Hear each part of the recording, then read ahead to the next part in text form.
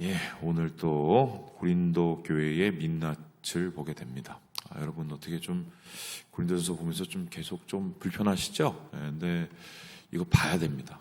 왜냐하면 지금 우리가 겪고 있는 문제들도 사실 여기서 크게 많이 벗어나지 않기 때문이에요. 사실 우리에게는 어떤 면에 있어서는 이제 감사해야 돼요. 왜 그렇습니까?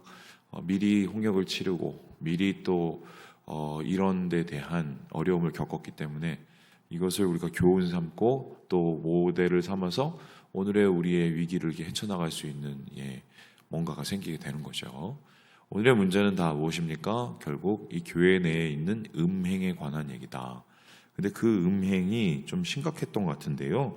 우리 함께 1절의 말씀을 같이 한번 읽어보도록 하겠습니다. 1절입니다. 시작. 너희 중에 심지어 음행이 있다함을 들으니 그런 음행은 이방인 중에서도 없는 것이라 누가 그 아버지의 아내를 취하였다 하는도다. 그러니까 아버지의 아내니까 엄마네요? 뭐 진짜 친모하고 그럴 리는 없겠죠. 그러면은 계모와 아들의 상간관계.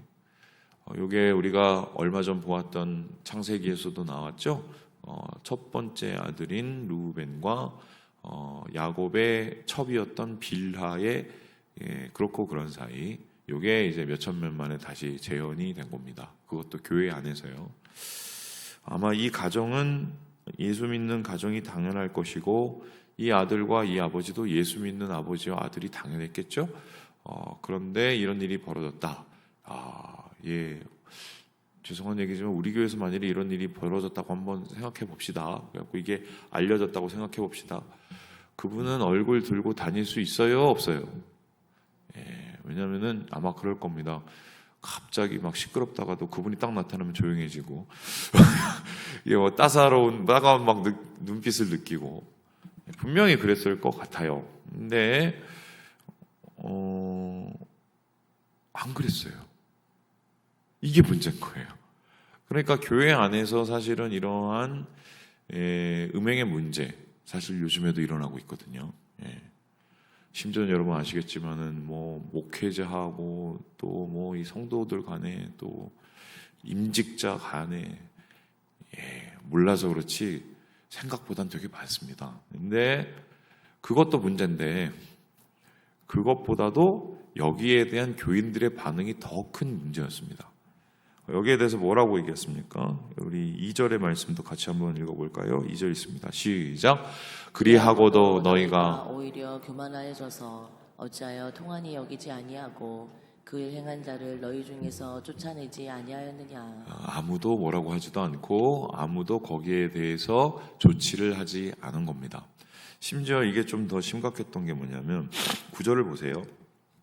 9절 이런 얘기 나옵니다. 내가 너희에게 쓴 편지에 그렇다면 이게 고린도 전서보다 고린도 전전서가 있었다는 소리네요. 그죠? 고린도 전서 전에 쓰였던 편지 그것은 지금 밝혀지지 않고 있죠.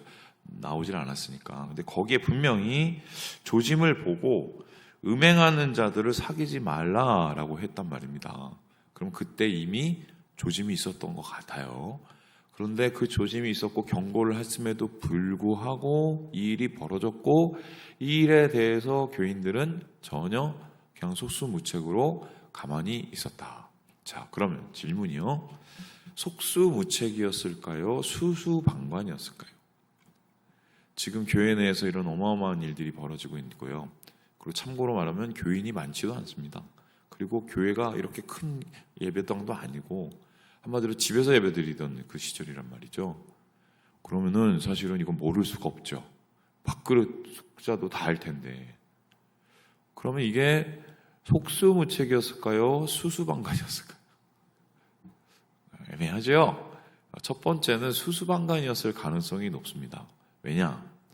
이 당시 고린도 지역의 문화 때문이었어요. 고린도 지역에 대한 여러 가지의 얘기와 썰이 있는데 그 중에 이제 속담 혹은 뭐 속담이나 뭐라고 그럴까요? 하여튼 뭐 사람들이 하는 얘기가 있어요. 그게 뭐였냐? 기록에 따르면 저 사람 고린도인 같다라는 말. 이게 어떤 뜻이냐면 일종의 욕인데요. 그렇고 그런 놈이야 라는 뜻입니다. 그렇고 그렇다는 건 여기서 성적으로 되게 문란하다는 소리입니다. 실질적으로 이 고린도 지역이라는 것이 말 그대로 길목에 있는 지역이죠. 그래서 소아시아하고 유럽을 연결하는 그런 지역이었기 때문에 이곳에 사람들이 굉장히 많이 살았고, 그러다 보니 많은 인종과 많은 문화가 섞여 있었단 말이죠.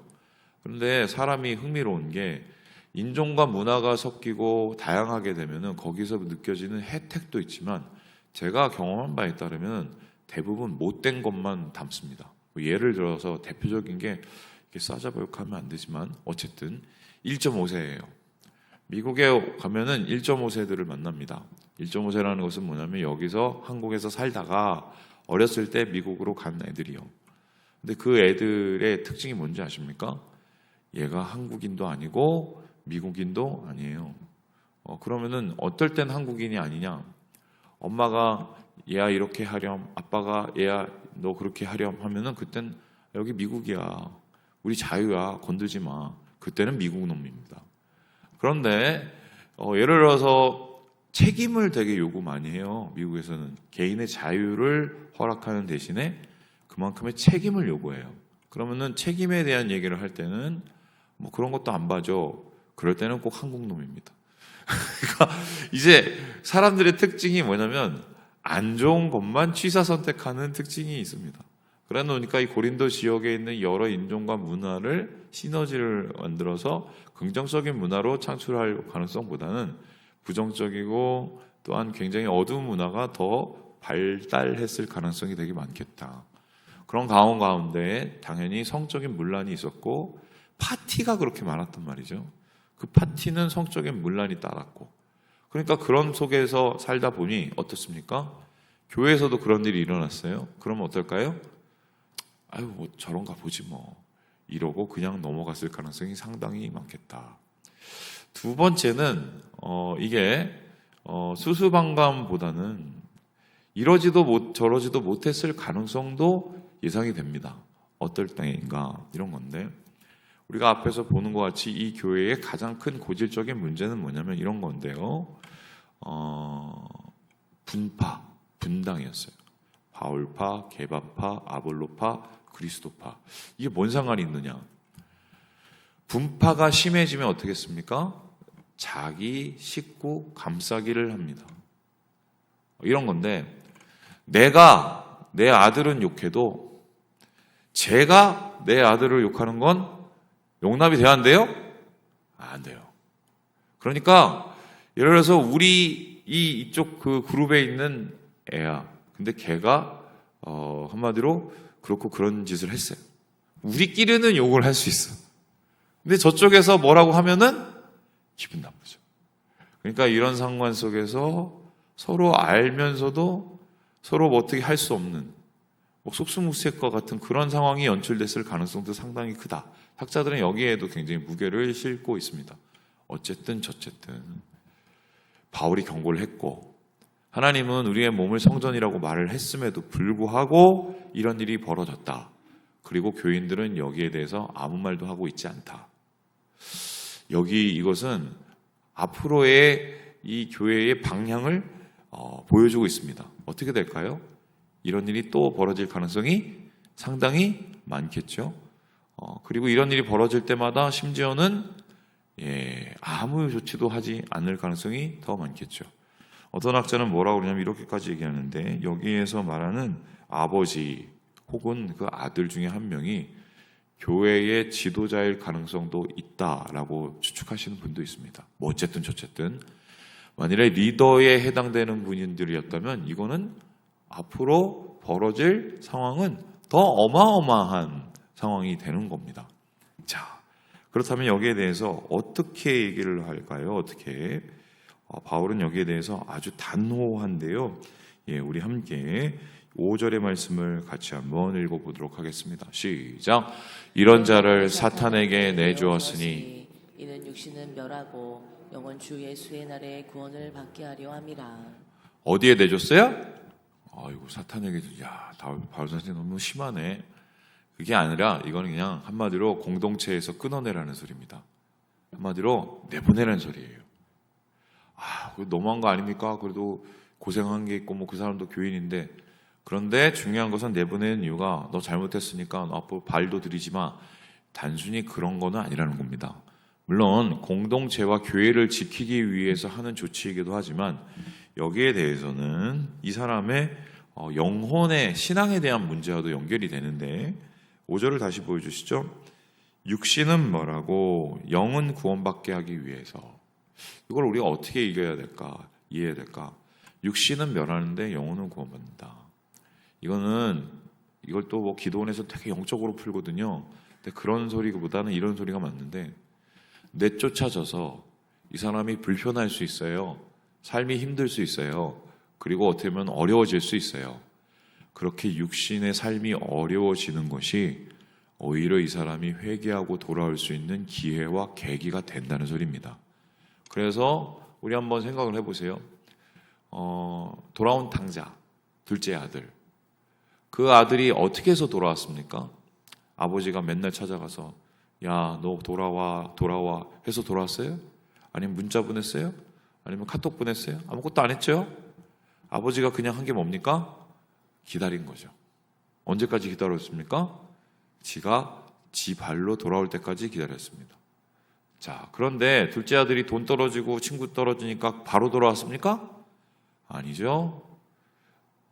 남의 집에서 돼지 우리에서 살지언정 죽어도 안 돌아오죠. 그러다가 언제 돌아옵니까? 육신이 피폐해지면서 결국은 돌아오게 되죠. 육은 죽었으나 영은 살아나는 대표적인 케이스라고 할 수 있겠습니다.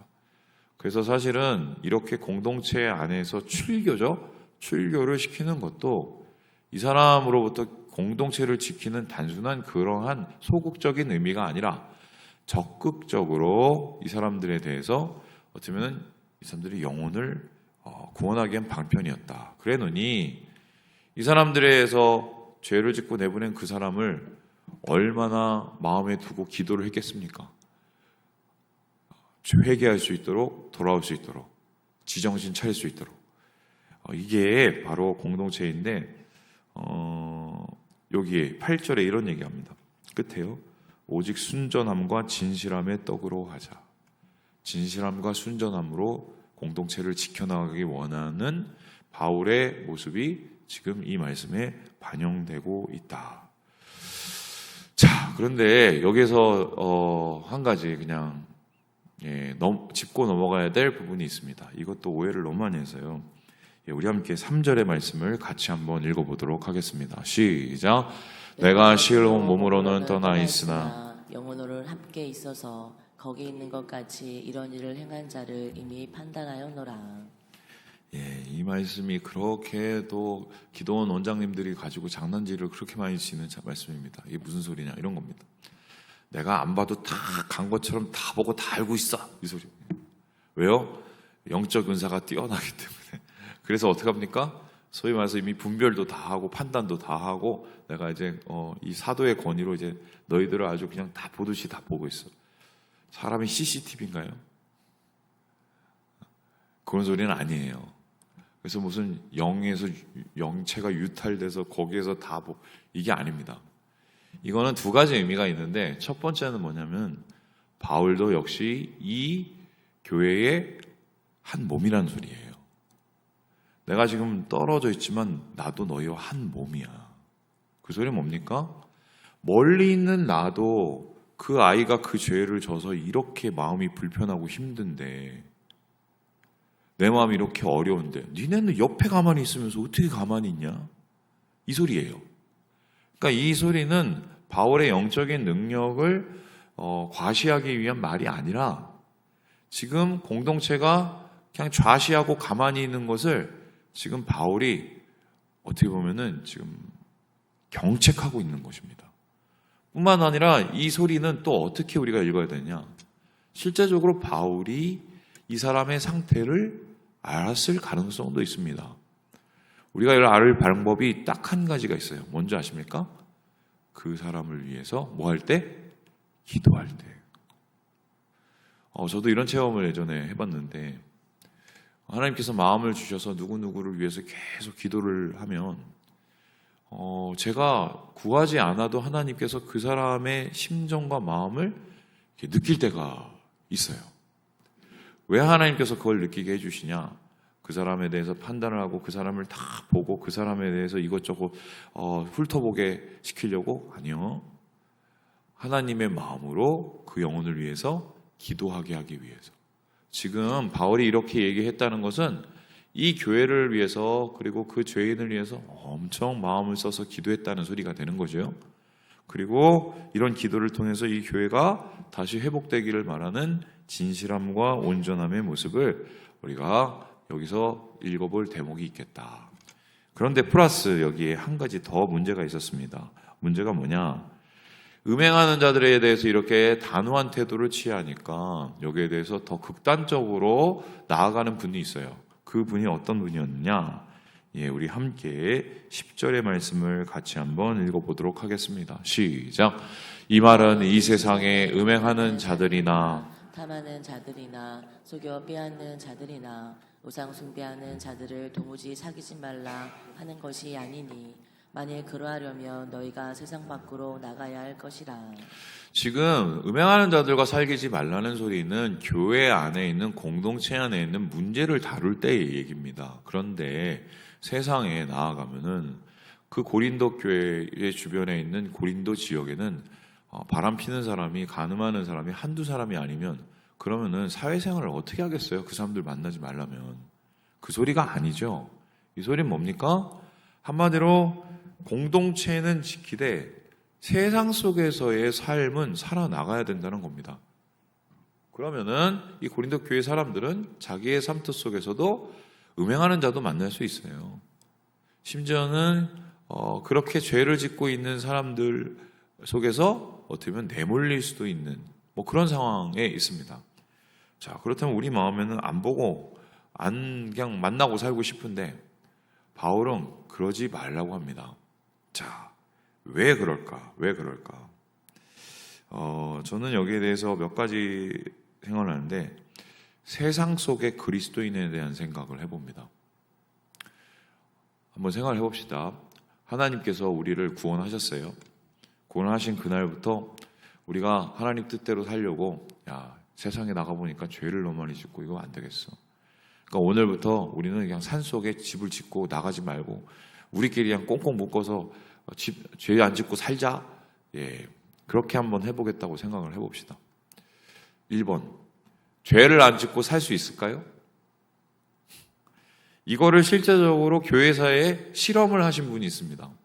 기둥성자라는 분이 계세요.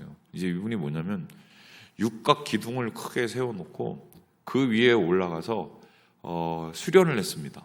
수도를 했는데 수도를 하는 이유는 뭐냐면 하나님만 바라보고 세상과는 좀 멀리하기 위해서 그렇게 한 거예요. 근데 그 모습이 얼마나 기이했겠어요? 그래서 사람들이 그 수도하시는 그분을 보려고 저분 대단해, 저렇게 대단한 영역을 가진 사람이야 이러면서 찾아왔어요. 그리고 그분이 수도하는 모습을 계속 우러러보면서 막 이렇게 웅성웅성합니다. 그 모습이 너무 시끄러운 거야. 실제 있었던 얘기예요. 그래서 그 다음날에 어떻게 했냐? 기둥을 더 높였어요. 제가 이거 예전에도 한 번씩 얘기해주면 꼭 이거 물어보시는 분이 있는데 그럼 밥은 어떻게 먹었어요? 그런데 이렇게 나무로 이렇게 올려줬어요. 짝대기 올려줬는데 근데 또 사람들이 더 와요. 그래서 나중에는 기둥이 점점 높아요. 근데 어느 날 이분이 갑자기 확 내려왔습니다. 사람들이 신기했어요. 아니 수도자님 왜 내려오셨습니까? 왜 내렸습니까? 근데 그분이 내려와서 뭐라고 그랬느냐?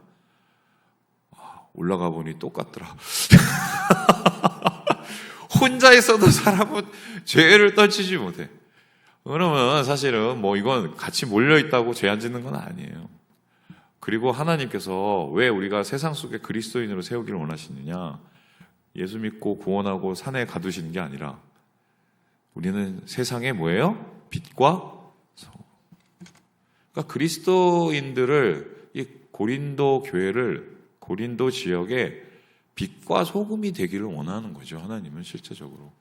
물론 우리가 좀 못났고 부족하고 연약하긴 하지만 그래도 뭔가는 다르잖아요. 그 모습을 통해서 선한 영향력을 미치고 그것들을 통해서 조금이라도 주님 앞에 돌아오는 그 발걸음을 열기 위한 그런 다리가 바로 우리 아니겠어요? 그래서 바울은 세상 속에서 잘 살아라. 더 잘 살아라. 이렇게 얘기합니다. 하지만 분별과 구별된 마음을 가지고 빛과 소금으로 말씀을 마칩니다. 우리 사랑하는 여러분, 공동체를 지키고 영혼을 사랑하고 세상 속에서 선한 영향력을 행사하시는 우리 오늘 되시기를 주님의 이름으로 축원합니다.